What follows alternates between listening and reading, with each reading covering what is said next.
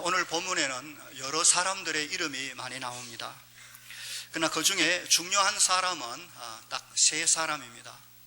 가인, 그리고 라멕, 그리고 아노스입니다. 이들이 중요한 이유는 이 세 사람이 당시 나머지 모든 사람들의 삶을 세 종류로 나누어서 각각 그들을 대표할 만큼 특징적인 삶을 살았기 때문에 그렇습니다. 저는 오늘 이 말씀에 비추어 오늘 이 시대도 동일하게 이런 세 부류의 삶으로 구분 지을 수 있고, 혹 우리는 어디에 소속됐는지 다시 한번 하나님 앞에 점검하는 그런 시간을 꼭 갖게 되기를 바랍니다. 첫 번째 종류의 사람은 가인입니다. 가인은 하나님을 떠나 경건하지 못한 삶을 살은 삶의 사람들의 조상입니다. 가인의 삶은 한마디로 방황, 유리 또는 혼돈, 그런 특징을 가집니다. 그것은 그가 하나님을 떠났기 때문에 시작됐습니다. 그러므로 오늘 우리가 가인을 통해서 배워야 될 것은 우리가 하나님을 믿는 믿음에서 절대로 떠나면 안 된다 하는 교훈을 오늘 배울 수 있어져야 할 것입니다. 보면 16절 말씀을 보십시오. 가인이 여호와 앞을 떠나서 에덴 동쪽 노 땅에 거주했다라고 했습니다. 여기서 노 땅, 노엇이라는 뜻이 바로 유리한다, 방황한다, 요동한다, 그런 뜻이 있습니다. 가인이 에덴 동편 노 그 땅에 자리를 잡긴 했지만 그의 살아가는 평생의 삶은 혼돈과 불안과 방황의 삶이었음을 반증해주는 뜻입니다. 그 이유는 그가 여호와를 떠났기 때문이다 라고 성경이 말합니다. 가인이 하나님께 드린 제사, 그것은 믿음이 없는, 그리고 전혀 성의가 없는 불성실한 그런 태도로 드렸던 그 예배를 하나님이 거절하신 적이 있었습니다. 그러면 자신을 돌아보고 회개해야 되는데 그러기는커녕 그는 그 마음에 분노를 품었고, 그리고 후에 자기를 찾아온 하나님을 거절했고, 그리고 동생을 빈들로 불러내어 돌로 쳐 죽여버리는 일을 자행했습니다. 그리고는 그 후 그는 하나님의 면전에서 떠나버리고 말았습니다. 이것이 가인에게 있어서 중대한 문제요, 돌이킬 수 없는 죄, 실수였음을 우리가 알 수 있습니다. 왜냐하면 그가 여호와 하나님을 떠난 것은 단지 하나님만 떠난 것이 아니라 하나님께 속한 모든 영역, 모든 분야에서 다 떠났기 때문에 그렇습니다. 그의 부모인 아담과 하와의 마음을 아프게 하고 그의 곁을 떠나버렸습니다. 뿐만 아니라 하나님을 예배하던 제단에서 떠났고 그 땅으로부터 떠나버린 것입니다. 하나님과 관계된, 하나님이 주실 수 있는, 하나님 베풀 수 있는 모든 조건과 환경에서 그는 손을 떼고 말았습니다. 그것도 에덴에서부터 동쪽으로 멀리, 아주 멀리 떠나가 버리고 말았습니다. 성도 여러분, 저는 우리 교회 모든 성도들이 혹 가인은 아닐지라도 그런 연약함에 빠져 허우적될 수 있다 할지라도 어떤 경우에도 하나님의 면전에서 쫓겨나는 일이 없기를, 하나님 앞에서 돌아서는 일이 없기를, 하나님에게서 떠나는 일이 없기를 주의 이름으로 축원합니다. 때로는 부부가 교회 나오려고 준비를 하다가 집에서 의견이 안 맞아 서로 대판 싸우는 일이 있습니다. 그래서 속이 상할 대로 다 상한 상태에서 이 모양으로 무슨 교회 가서 예배를 드리겠노? 예배고 뭐고 치우고 그만 잠이나 자고 가자 하고 돌아서 버린다면 그는 그야말로 어리석은 자가 아닐 수가 없는 것입니다. 그는 부부의 싸움의 문제로 인하여 하나님의 면전에서 떠나버린다는 것은 정말 어리석은 일이 아닐 수가 없습니다. 누구나 죄를 지으면 하나님 앞에 심히 부끄럽고 죄송한 마음이 드는 건 사실입니다. 그러나 그렇기 때문에 더욱 하나님 앞에 나가서 회개하고 잘못을 구하고 다시 은혜를 구해야 할 일이지, 그 일 때문에 하나님의 곁을, 하나님을 떠나가 버리면 안 되는 것입니다. 하나님을 떠나면 모든 것을 잃어버립니다. 하나님이 주실 수 있는, 하나님이 하실 수 있는 모든 일을 자기 스스로 차단해 버리는 것입니다. 마치 가인과 같이 되고 마는 것입니다. 성도 여러분, 저는 오늘도 혹 우리가 세상을 살아가며 이 모양 저 모양 여러 줄들을 혹 다 놓친다 할지라도 하나님과 연결된 줄만큼은 절대로 놓치지 않을 수 있기를 주의 이름으로 축원합니다. 거절의 기도의 줄을 절대로 끊으면 안 됩니다. 정말 찬양의 줄을 멈추면 안 되는 것입니다. 말씀의 줄을 끊어버리고 예배의 자리를 끊어버리는 어리석은 일을 행하지 않아야 된다는 것을 기억해야 될 것입니다. 계속해서 보면 17절 말씀을 보십시오. 아내와 동침하며 그가 임신하여 에녹을 낳은지라. 가인이 성을 쌓고 그의 아들의 이름으로 성을 이름하여 에녹이라 하였다고 했습니다.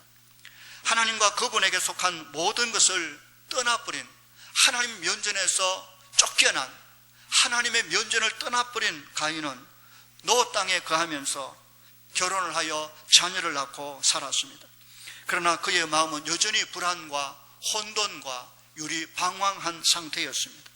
그래서 그는 그곳에서 시작한 일이 바로 성을 쌓는 일이었습니다.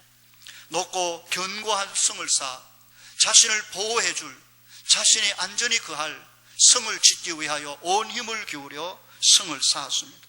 성의 이름도 자기 아들의 이름을 따라서 에녹성이라 그렇게 불렀습니다. 어쩌면 가인은 잃어버린 에덴 동산을 생각하면서 그 대용품으로 바로 이런 에녹성을 쌓았는지 모르는 것입니다. 하나님을 떠난 사람은 반드시 하나님 대용품, 곧 그런 대용품을 꼭 챙기고 만들려고 합니다. 그래서 돈이나 권력이나 이런 것들로 다시 자기가 또 하나의 에덴을 만들려고 하는 것입니다. 그래서 하나님을 떠난 인간은 그때부터 자기를 위하여 새로운 성을 쌓는 사람이다 라고 할 수 있습니다. 아무도 그 성에 함부로 들어오지 못하고 이제는 하나님이 다스리는 것이 아니라 내 자신이 다스리는 나의 성을 만들고 있는 것입니다. 더 이상 하나님의 에덴 동산이 아닌 자기 동산을 건축하는 것이 하나님을 떠난 인생이 하는 중요한 일 중에 하나일 것입니다. 정말 어떤 사람은 자신의 집을 높은 담으로 쌓고 그 위에 깨진 유리 조각을 막 박아 놓았습니다.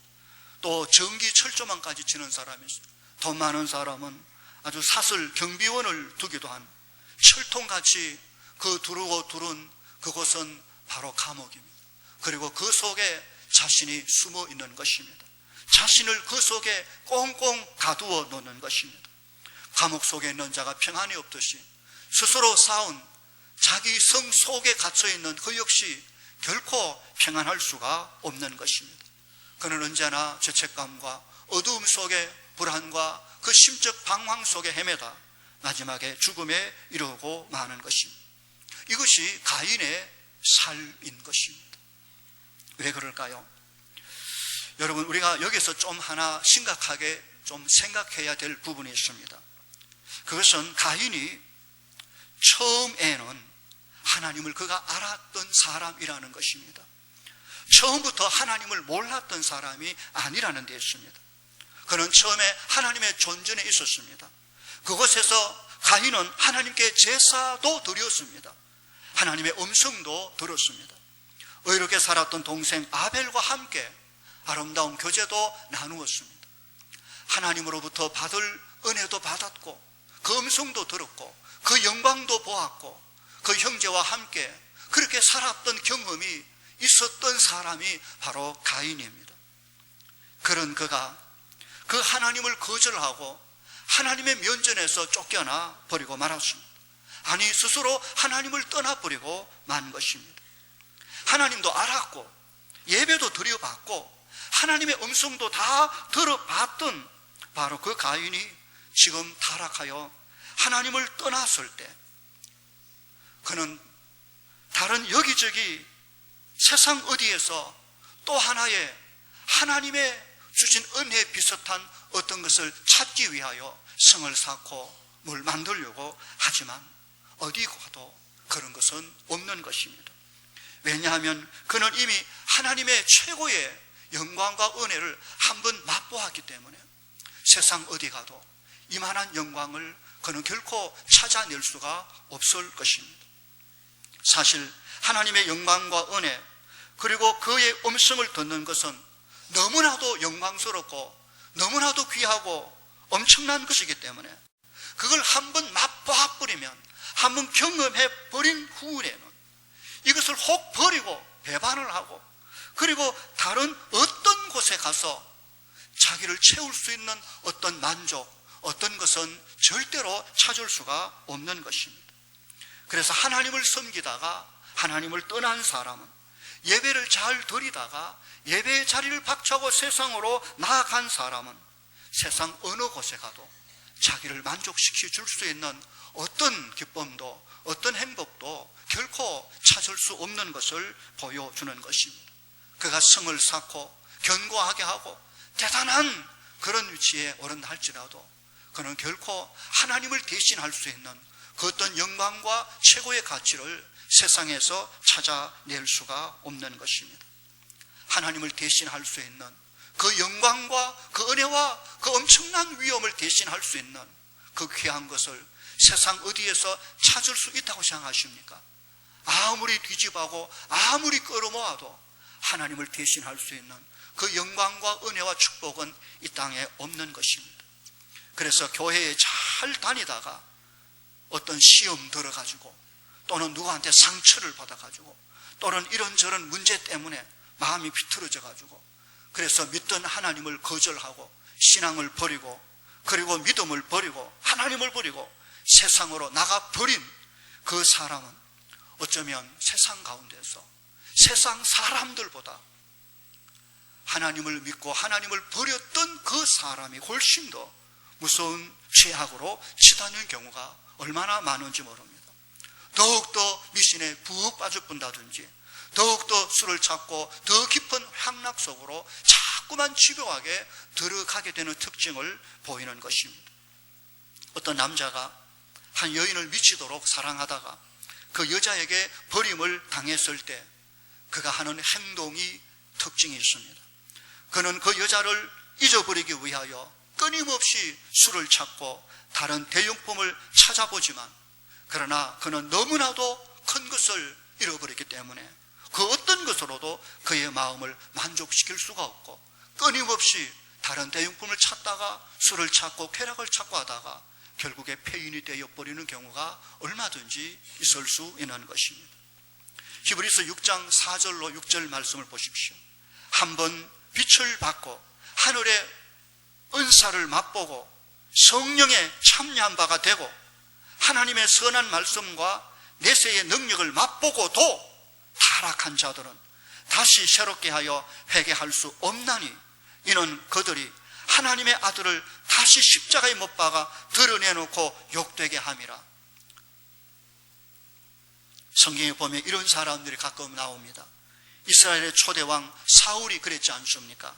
그는 처음에는 참 겸손했고 하나님의 성령도 여러 번 체험했던 사람이며 하나님의 말씀을 들었던 하나님을 경험했던 사람입니다. 그런데 결국 그가 교만하여 하나님을 떠나서 남은 인생은 반미치광이가 되어 엔돌의 무당을 찾아가기까지 했던 사울의 비참한 결말을 우리는 압니다. 가룟 유다를 보십시오. 그는 우리 주님과 함께 늘 동거동락 3년을 했고 주의 음성을 들으며 그 능력을 맛보았고 그 놀라운 은혜와 영광을 다 본 사람이었습니다. 그가 주님을 배반하고 주의 면전에서 떨어져 나갔을 때 그는 이 땅 위에 어떤 것에도 의미를 찾을 수 없었고 결국 스스로 목을 메어 자살해버리는 비참한 말로를 보여주고 있는 것입니다. 하나님을 한번 경험했던 사람이 그 하나님을